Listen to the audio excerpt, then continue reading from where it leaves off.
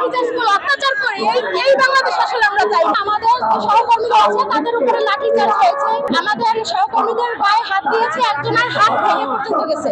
Press ক্লাবের সামনেই হচ্ছে, পুলিশ আমাদের বাধা দেওয়ার চেষ্টা করছে। আমরা সেই বাধা আস্তে আস্তে করে আমরা যখন একটা লড়ে সেখানে আমাদের সহকর্মীরা আছে তাদের উপরে লাঠিচার্জ হয়েছে, এমনকি আমাদের সহকর্মীদের গায়ে হাত দিয়েছে, একজনের হাত ভেঙে পর্যন্ত গেছে। এরপরে আমরা ওখানে সবাই শান্তিপূর্ণভাবে অবস্থান করতেছিলাম। আপনারা যেমনটা জানেন, আমরা 28 তারিখ থেকে প্রেস ক্লাবের সামনে অনশন কর্মসূচি পালন করে আসছি। আজকে আমাদের 5ম দিন, আমরা ওখানেও সেইভাবে অবস্থান করতেছিলাম।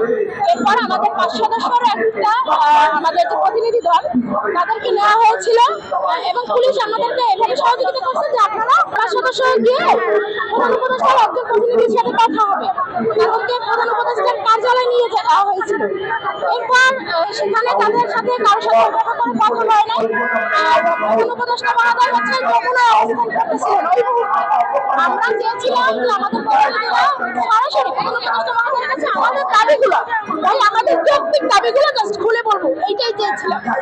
এরপর আমরা ওখানে শান্তিপূর্ণ অবস্থানে করতেছিলাম। আমরা সবাই তো অনেক মিডিয়া ভাইরা লাইভ করতে হয়েছিল যে পুলিশ তখন আমাদেরকে হচ্ছে সময় দিয়েছেন চলে যাওয়ার জন্য। আমরা ওখানে কোনো ধরনের বিশৃঙ্খলা তৈরি করি না, কিন্তু তারা আমাদের উপরে লাঠিচার্জ করছে। আমাদের যে প্রতিনিধি যারা আছেন, আমাদের এখানে আমাদের কর্মকর্তা ম্যাডামরা, আমরা একজন প্রতিনিধি ছিলেন কিন্তু 15-16 জন হবে, একে একে করে আমরা কেউ কথা বলতে পারি না। ভাই আজকে আমরা আমাদের দাবিগুলো, যৌক্তিক দাবিগুলো আপনারা নিশ্চয়ই অবগত। আজকে আমরা 5 দিন যে দাবিগুলো সেগুলো আমরা পুলিশ ভাইদের কাছে বুঝাইতে পারি না যে আমরা এখানে দাবি নিয়ে আসছি। আমরা যদি উপদেষ্টা মহোদয় বা তার কোনো প্রতিনিধি, আমাদের মহিলা শিশু বিষয়ক মন্ত্রণালয়ের উপদেষ্টা মহোদয় তার কান অব্দি আমাদের দাবিটা পৌঁছায়, তাহলে আর আমরা এখানে কোনো ঝামেলা করবো না।